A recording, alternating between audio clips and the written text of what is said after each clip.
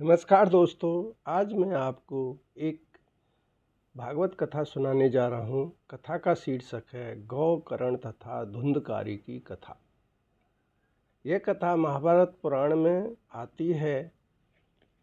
तुंगभद्रा नदी के तट पर एक नगर था और आत्मेय नाम का ब्राह्मण वहाँ पर रहता था। वह चारों वेदों का ज्ञाता था और उनका तेज सूर्य के समान था। उनकी पत्नी का नाम धुंधली था, जो सुंदर तो थी परंतु उसका स्वभाव झगड़ालू था। इसके विपरीत आत्मदेव शांत रहते थे। पत्नी की कलह के कारण उन्हें घर में शांति नहीं मिलती थी तथा घर एक नरक जैसा लगता था। अब आत्मदेव समय के साथ वृद्ध हो गए, पर उन्हें कोई संतान प्राप्ति नहीं हुई। हालांकि उन्होंने बड़े बड़े दान पुण्य आदि कर्म किए थे।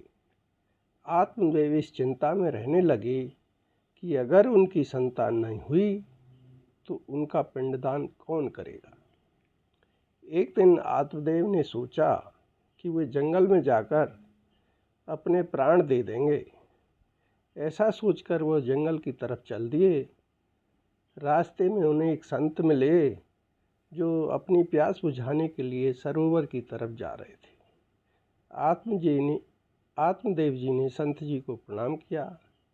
संत ने पूछा कि तुम देखने में ब्राह्मण लगते हो, क्योंकि तुम्हारे चेहरे पर तेज है, परंतु दुखी लगते हो, चिंतित लगते हो।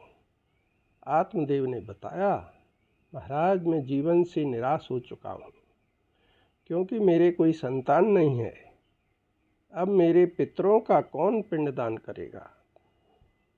यहाँ तक कि मेरी गाय भी बछड़ा नहीं देती है। अब मैं प्राण त्यागने जंगल आया हूँ।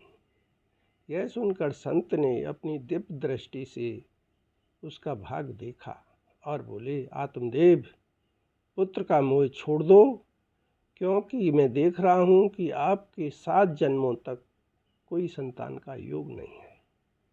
आत्मदेव ने कहा, मुझे उपदेश मत दो, मुझे केवल पुत्र चाहिए, नहीं तो मैं आपके सामने ही प्राण त्याग दूंगा। आत्मदेव की जिद और आग्रह पर संत ने कहा कि तुम्हारी प्रार्थना देखकर मैं कुछ करता हूँ। संत ने युगबल से एक फल प्रकट किया और बताया कि यह फल अपनी पत्नी को खिला देना, इससे एक ज्ञानी पुत्र प्राप्त होगा।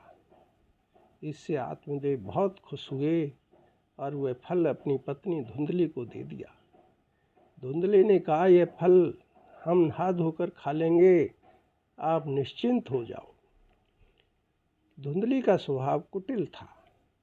उसने अपनी बहन को बुलाकर रोते हुए कहा कि आत्मदेव जी के फल से मुझे गर्व ठहरेगा और बच्चे के जन्म के समय मैं यह कष्ट सहन नहीं कर पाऊंगी।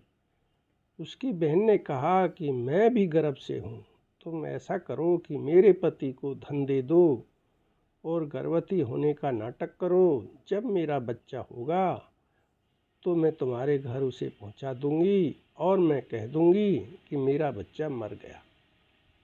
उसकी बहन ने यह भी कहा कि फल को पहले गाय को खिला दो ताकि उसकी परीक्षा हो सके। धुंधली ने अपनी बहन के कहे अनुसार ही किया और गर्भवती होने का नाटक शुरू कर दिया। जैसे ही उसकी बहन के यहाँ बच्चा हुआ तो धुंधली ने घोषणा कर दी कि उसे पुत्र हुआ है। आत्मदेव जी अत्यंत प्रसन्न हुए। उन्हें इस बात का अंदाज़ा नहीं था कि घर में षड्यंत्र रचा जा रहा है। ठीक 3 महीने बाद गाय ने भी मनुष्य के शरीर जैसी संतान को जन्म दिया, लेकिन उसके कान गाय जैसे लंबे थे। वह बालक सुंदर, दिव्य और स्वर्ण कांति के समान था। आत्मदेव जी की खुशी का ठिकाना न रहा। आत्मदेव जी ने उसका नाम गौकर्ण रखा तथा धुंधली ने अपने पुत्र का नाम धुंधकारी रख दिया। समय व्यतीत हुआ और दोनों पुत्र युवा हो गए। गौकर्ण ने गौकर्ण ने वेदों का ज्ञान प्राप्त करके धर्म के मार्ग पर चलकर महान ज्ञानी और महात्मा का दर्जा प्राप्त किया तथा इसके विपरीत धुंधकारी के अंदर पवित्रता का कोई नामो निशान नहीं था। वह पशुओं की तरह खानपान करता, गंदी वस्तुओं और आदतों से प्रेम करता और हिंसा में लिप्त रहता। चोरी करना, द्वेष रखना, दूसरों की संपत्ति को नुकसान पहुंचाना उसका रोज का काम हो गया था। धीरे धीरे उसने मांस खाना और व्यभिचार में लिप्त होकर घर की सारी संपत्ति भी लुटा दी थी। जब आत्मदेव ने उसे रोका तो धुंधकारी ने क्रोधित होकर उनकी बेरहमी से पिटाई कर दी। धुंधली की भी जब पति को बचाने के लिए आई तो उसकी भी पिटाई कर दी। धुंधकारी ने घर की सारी संपत्ति, जेवर तथा बर्तन लेकर वेश्याओं को लुटा दिए। जब सब कुछ खत्म हो गया तो धुंधली रो रो कर कहने लगी कि इससे अच्छा तो मैं बांझ ही रह जाती, अब कौन मेरी मदद करेगा। आत्मदेव जी यह सोचकर रोने लगे कि काश मैं संत की बात मान लेता। तभी गौकर्ण जी आए और बोले, पिताजी, आप जैसे विद्वान पुरुष के लिए शोक करना उचित नहीं है।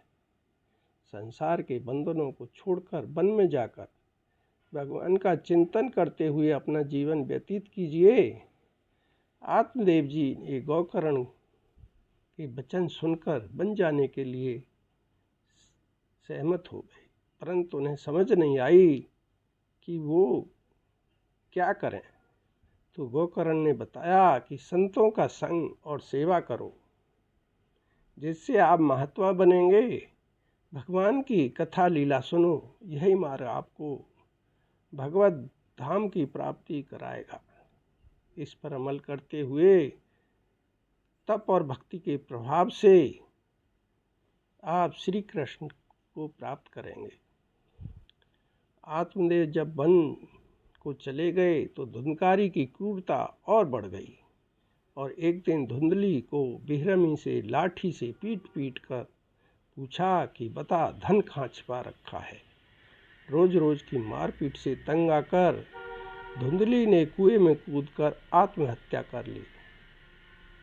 गौकर्ण ने जब धुंधकारी का आतंक बढ़ता हुआ देखा तो उन्होंने तीर्थ यात्रा पर जाने का निश्चय किया।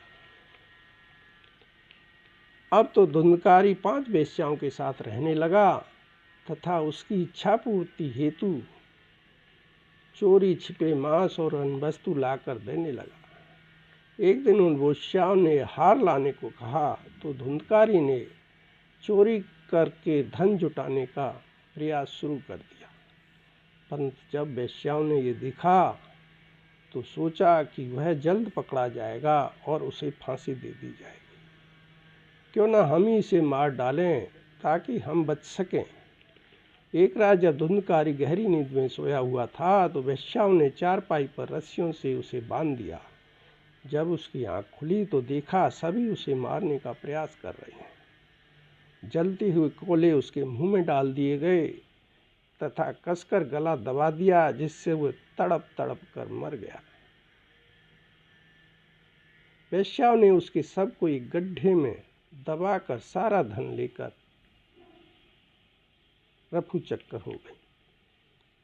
धुंधकारी की आत्मा को प्रेत योनि प्राप्त हुई और वह भयंकर बवंडर के रूप में 10 दिशाओं में भटकने लगा। जब गौकर्ण तीर्थ यात्रा से लौटे तो उन्हें पता चला कि धुंधकारी की हत्या कर दी गई है। तो उसने उसकी आत्मा की शांति के लिए पिंडदान किया और अनुष्ठान किए। गौकर्ण ने महसूस किया कि धुंधकारी की आत्मा अभी भी उसके आसपास मंडरा रही है और मदद की आशा से इशारा कर रही है। वह पहले भेड़ के रूप में, फिर भैंसे के रूप में और अंत में इंद्र के रूप में आया। गौकर्ण ज्ञानी महात्मा होने के कारण तुरंत समझ गए और उससे पूछा कि तू कौन है और इस प्रकार नाटक क्यों कर रहा है। तो प्रेत रूप में धुंधकारी चिल्ला चिल्ला कर रो रहा था पर कुछ बोल नहीं पा रहा था। गौकर्ण समझ गए कि भारी पापों के कारण वह बोलने में असमर्थ है। गोकर्ण ने जल लेकर मंत्रों का जाप कर उसके ऊपर जल फेंका तो वह बोलने योग्य हो गया और उसने बताया कि वह धुंधकारी है। उसने अपने सारे पापों के बारे में बताया तथा यह भी बताया कि आपके द्वारा किए अनुष्ठान और श्राद्धों से मेरा उद्धार नहीं होगा। क्योंकि मैं बहुत बड़ा पापी हूँ और गोकर्ण के चरणों में गिरकर उद्धार तथा मुक्ति की प्रार्थना की। गोकर्ण ने उसे घर से बाहर जाने के लिए कहा और बताया कि मैं जब बुलाऊं तब आ जाना। गोकर्ण ने रात भर विचार किया तथा सुबह विद्वानों से सलाह भी की, परंतु कोई ठोस हल नहीं मिला। तब उसने सीधे सूर्य भगवान से अपने मंत्रों के बल पर प्रार्थना कर पूछा। सूर्यदेव ने गोकर्ण की प्रार्थना सुनी और बताया कि नियम पूर्वक श्रीमद्भागवत का 1 सप्ताह तक पाठ कराओ तो 7 दिन में उसे मुक्ति हो जाएगी।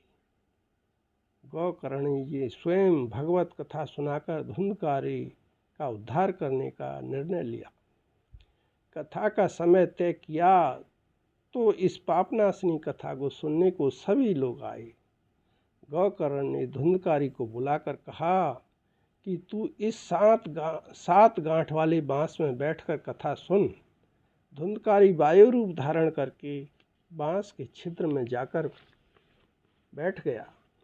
गोकर्ण जी ने एक वैष्णव को मुख्य श्रोता बनाकर भागवत कथा सुनानी आरंभ की। प्रतिदिन शाम को कथा का विश्राम होता था। पहले दिन से लेकर 7वें दिन तक कथा के अंत में एक विचित्र घटना घटती रही। हर दिन बांस की एक गांठ टूटती गई। 7वें दिन गांठ टूटने पर धुंधकारी प्रयुक्त योनि से मुक्त होकर दिव्य रूप में प्रकट हुआ। वह गोकर्ण जी के सामने आया और बोला, भैया अब मैं इस योनि से मुक्त हो गया, अब मैं भगवत पार्षद बन गया हूँ। सभी ने यह दृश्य देखकर जय घोष किया। तभी एक दिव्य विमान आया जिस पर बैठकर धुंधकारी जाने लगा तो गोकर्ण ने उसे रोकते हुए कहा कि कथा तो हजारों लोगों ने सुनी, तो सभी के लिए विमान क्यों नहीं आया। तब भगवत पार्षदों ने उत्तर दिया कि गोकर्ण जी, आपने सभी